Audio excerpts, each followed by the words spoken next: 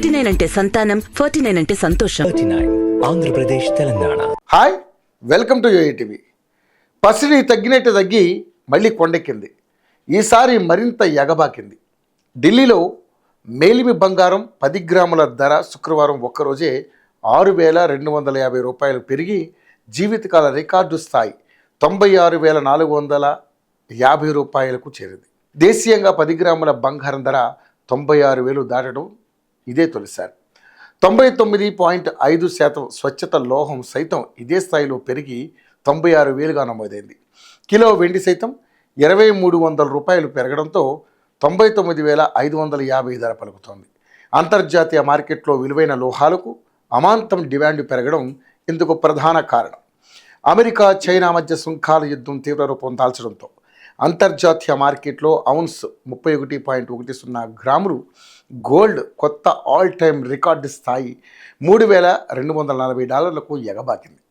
Silver మళ్ళీ $32కు చేరువైంది. భారత్ సహా ఇతర దేశాలపై సుంకాల అమలుని 90 రోజుల పాటు విరామం ప్రకటించిన ట్రంప్ చైనాపై సుంకాలను మరింత పెంచి అమల్లోకి తెచ్చారు.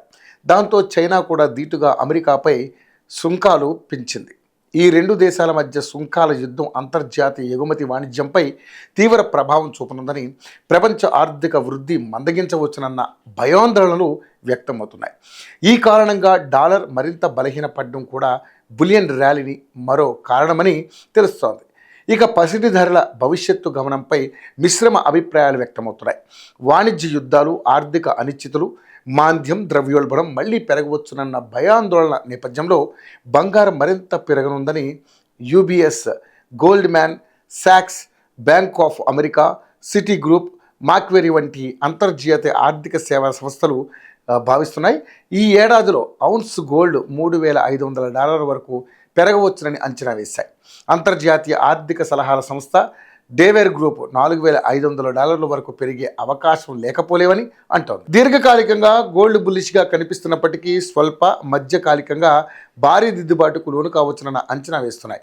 వినియోగ డిమాండ్లో సంబంధం లేకుండా బంగారం ధర ఈ ఏడాదిలో అతివేగంగా పెరుగుతూ వచ్చిందని face 360 chief global strategist Amit Goyal అంటున్నారు.